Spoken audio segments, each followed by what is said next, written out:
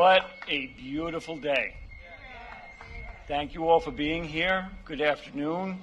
My name is Bob Perrant. 50 years ago, I was diagnosed with type 1 diabetes. Today, I am so thankful for the insulin that was provided me in order to manage my disease as well as continue to live. However, the problem or the issue is that insulin cost is inhumane. The price of insulin has increased over 600% in the last 20 years. Even on Medicare, I have to pay $300 out of my own pocket every 90 days. But thanks to President Biden and Democrats in Congress, the reforms in the Inflation Reduction Act will save me and millions others hundreds, and in some cases, thousands of dollars a year.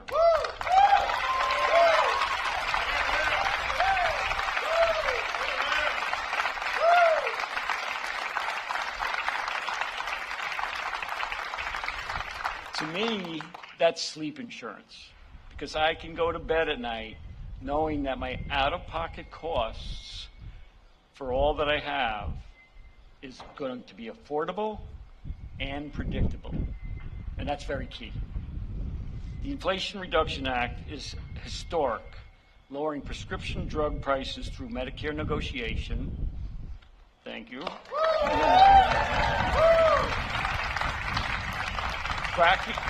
Cracking down on drug corporation price gouging by requiring manufacturers that increase prices faster than the rate of inflation will need to pay back Medicare.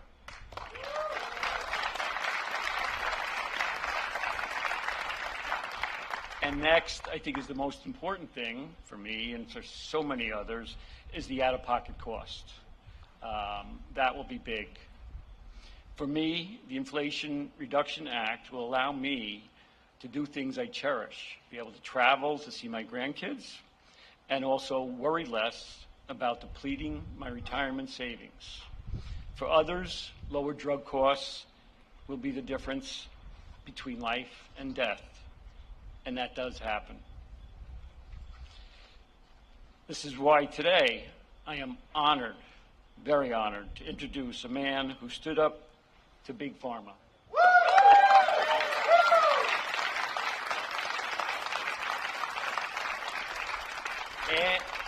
And he won. He delivered on his promise to lower drug prices and costs for patients like me.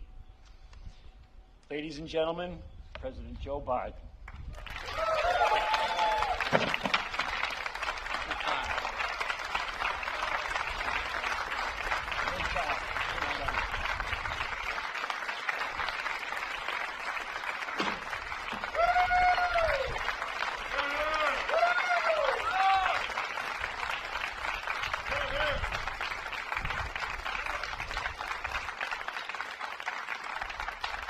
Well, Bob, thank you.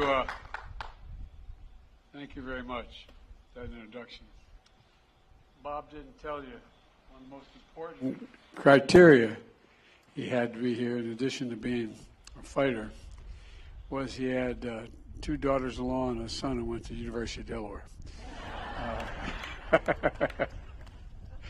Well, look, folks, a lot of us, and I look around the room here, from Joe Crowley and others who know, we've been waiting for this day for a long time, a long, long time. It's going to take a little while for some of this to kick in, but it's locked in. It's locked in. And I want to thank everyone who's here, including my secretaries and my cabinet members, and for the relentlessly worked to protect Medicare.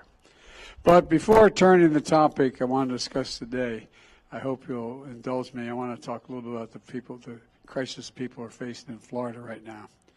Hurricane Ian made landfall in Cuba this morning as a Category 3 storm. Florida is now preparing for the hurricane to make landfall. Forecasts can change, but for now the experts say this could be a very severe hurricane, life-threatening and devastating in its impact. So I want to be clear about 2 main messages. First, my administration is on alert and in action to help the people of Florida. I've approved Florida's request for emergency assistance immediately upon receiving it from the governor when they received it. And I directed my team to surge federal assistance there before the storm hit. FEMA has already deployed 700 personnel to Florida, and the governor has activated 5,000 state National Guard with another 2,000 guards coming from other states. FEMA is also proposing and pre-positioning 3.5 million liters of water, 3.7 million meals, and hundreds of generators. I just spoke this morning with the areas that will likely be hit, the mayors of Tampa, St. Pete, and Clearwater. All of them are in the storm's path, and they're focused on the safety of their communities, and they're doing everything they can to get people out of harm's way.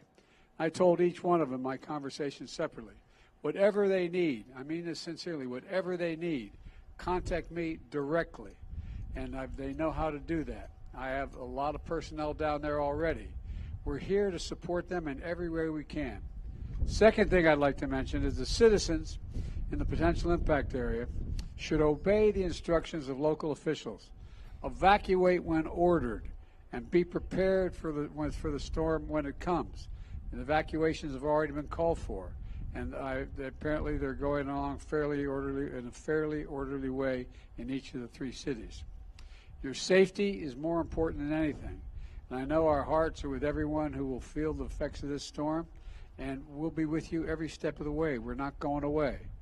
And as we prepare for Ian's landfall in Florida, I remain focused on helping Puerto Rico recover from the aftermath of Hurricane Fiona. Hundreds of FEMA and federal personnel are now there, including search and rescue teams, the U.S. Army Corps of Engineers for power restoration, and other experts from around the country.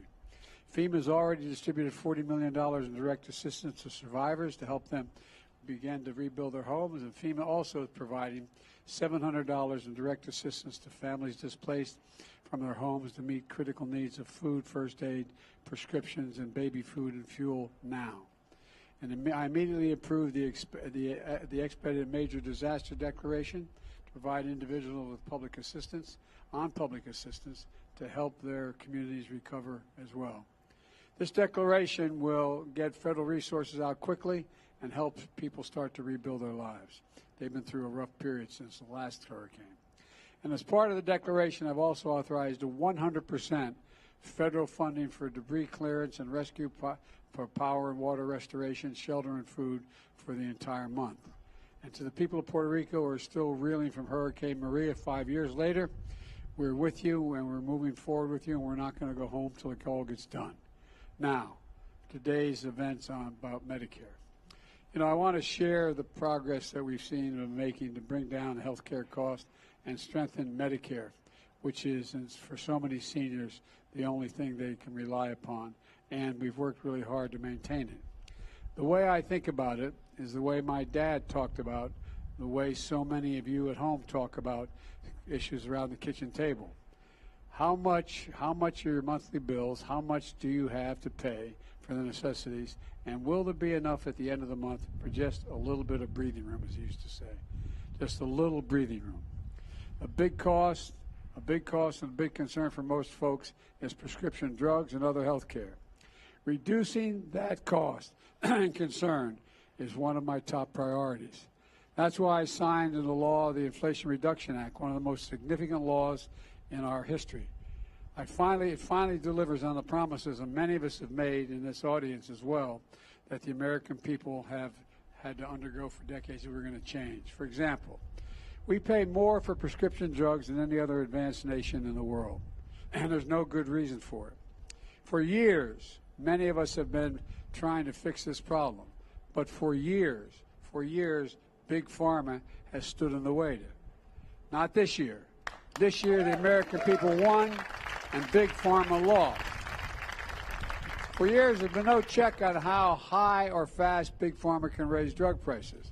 But thanks to the Inflation Reduction Act, that ends now.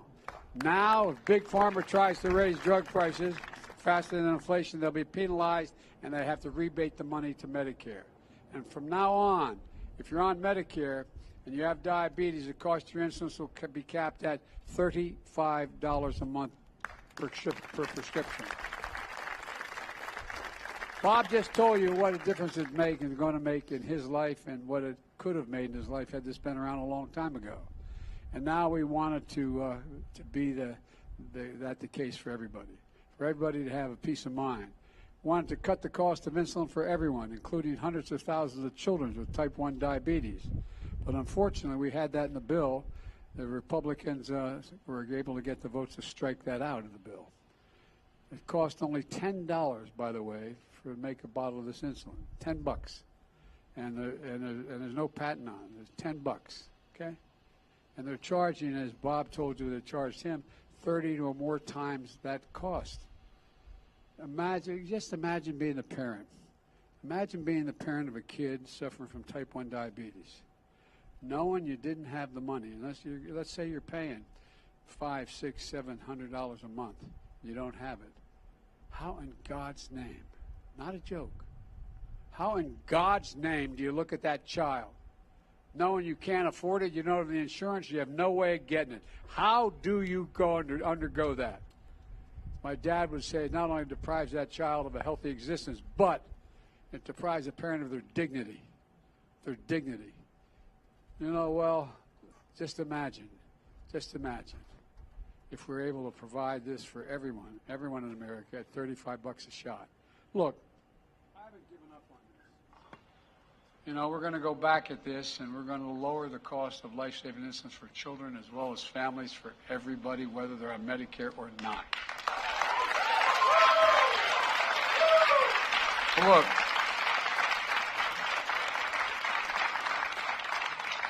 after years of Big Pharma blocking it, Medicare will finally get the power to negotiate lower prescription drug prices. Seniors will see their out-of-pocket costs for prescription drugs be limited, as this comes into full force, to $2,000 a year.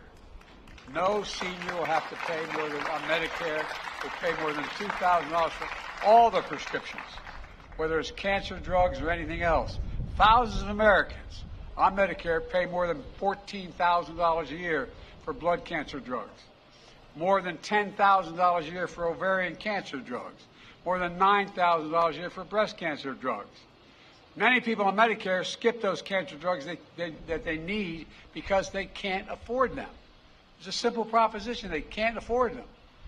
Now the maximum they're going to have to pay for all the prescription drugs, no matter what the cost, is $2,000 a year, period. It's going to be a godsend. It's going to be a godsend to many families. Last year, by the way, a family of four saved $2,400 through the American Rescue Plan that I signed into law. Now the Inflation Reduction Act locks in place those lower health care premiums for millions of families who get their coverage through the Affordable Care Act. And this morning, got even more good news about lower costs. The Department of Health and Human Services announced that the premium for Part B will, in fact, decrease this year. That's a fee you pay. That's a fee you pay for Medicare to cover your visits to your doctor. For years, that fee's gone up. Now, for the first time in more than a decade, it's going to go down. And millions of seniors and people with disabilities on Medicare, that means more money in their pockets while still getting the care they need. And on top of that, if you have a Medicare's prescription drug coverage Part D, you pay for your prescriptions more than you pay for your prescriptions. More of your shots will also be free. We're getting rid of the cost of the prescriptions and bringing them way down. But guess what? If you need a vaccine like shingles, last year more than 2 million seniors got that vaccine. Most of the folks had to pay $100 for that shot. In some cases, $200 for that shot. Well, do you have any wonder how many seniors skipped that shot? For seniors with disease, it could be because it's too expensive. Well, they won't have to make that choice anymore. Thanks to the Inflation Reduction Act starting in January, senior Medicare prescription drug coverage and the price you pay for these shots will drop to zero. Zero. As I said, just for the shingles vaccine alone, that's more than $100 or more out of your pocket. My administration is taking other steps to bring down health care costs as well. I met with my competition council, made up of my cabinet and those who work with the cabinet. They're charged with promoting compensation across our economy, competition, I should say, across our economy to help lower the prices and raise wages. One thing we've done is to make affordable hearing aids available over the counter starting next month, so people don't have to pay for these expensive devices and specialist visits. We'll literally save patients thousands of dollars. And to bring greater transparency to healthcare costs, my administration has also outlawed surprise billing. You know, if your insurance plan didn't cover a particular doctor, and you didn't even know he or she was being consulted, and you got an extra bill for thousands of dollars, you can't do that anymore. They can't do that anymore. Millions of hardworking Americans will no longer have to worry about unexpected medical bills. We're going to be able to pay for all of this by making sure the biggest corporations in America begin to pay their fair share of federal taxes. Folks, for decades, the biggest corporations have fought to block a fair tax code.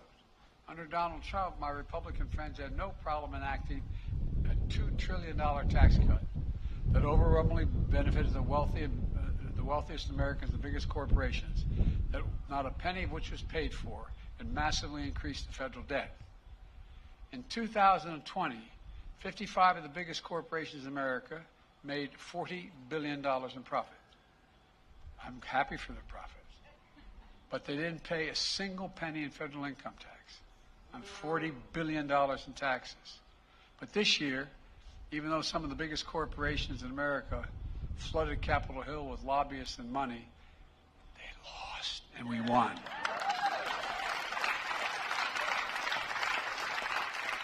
Now corporations will have to pay a minimum corporate tax of 15%, just 15%. We're not gouging anybody.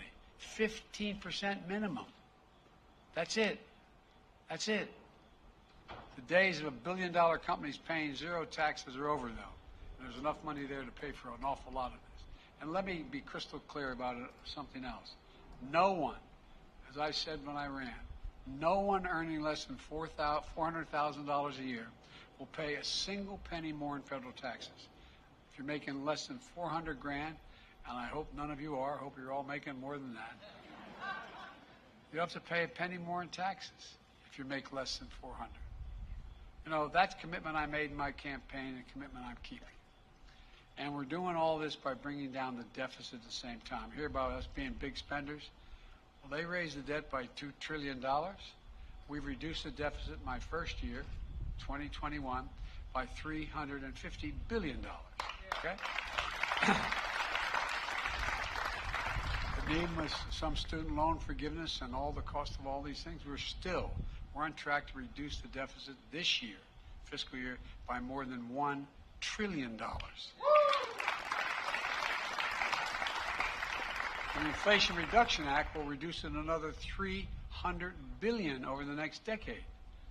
That's possible because Medicare is finally going to be able to negotiate lower prescription drug prices, so less money paid out. Now, I wish I could say the Republicans supported this progress in reducing health care costs and strengthening Medicare. That would be good for all of America. But they have a very different idea. Every single Republican voted against the Inflation Reduction Act. And when it actually came time to do something about inflation around the kitchen table, every one of them said no, House and the Senate. And sadly, it goes even further. 158 House Republicans have already signed a Republican budget that will cut Medicare and Social Security.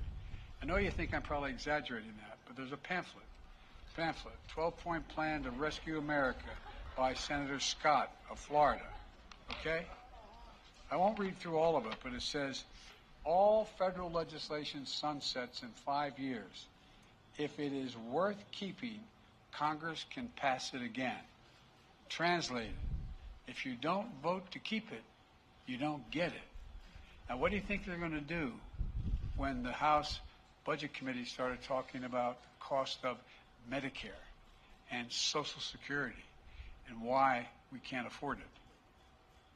Folks, You know, the senator in charge of reelecting United States senators, Senator Scott, has proposed a plan where Social Security, Medicare, every 5 years on the chopping block. It means every 5 years you either cut it, reduce it, or completely eliminate it. Social Security, Medicare. You know, you've been paying into Social Security since the first job as a teenager, and you get your paycheck. And by the way, then there's Senator Ron Johnson of Wisconsin. He thinks waiting 5 years, every 5 years, is too long to wait. Not a joke. These are actually in writing, okay? He wants to put Social Security and Medicare on the chopping block every single year in every budget.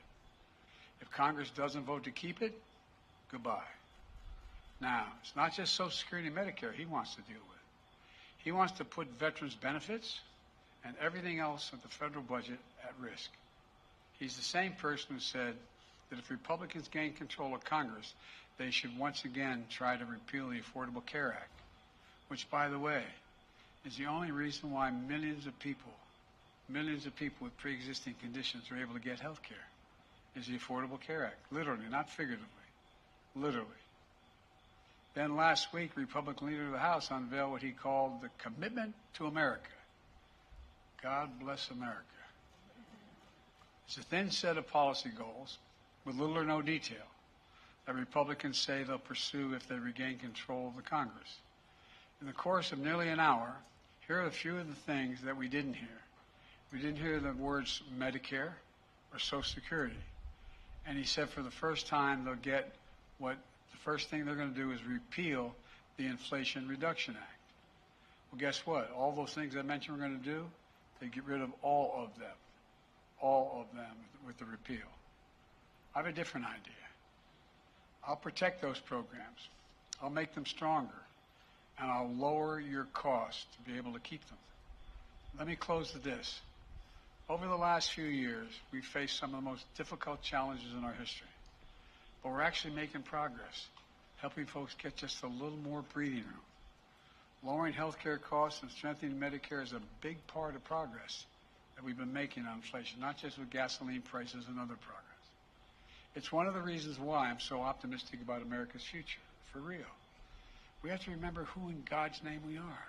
We've kind of forgotten it. We're the United States of America. I've never been more optimistic in my life about our prospects. There is simply nothing beyond our capacity to get done if we do it together. So God bless you all, and pray that we come figure out how to come together better than we have so far, because a lot of people's lives and futures depend upon it, and I'm confident, I'm absolutely confident we can get it done. God bless you all, and may God protect our troops. Thank you.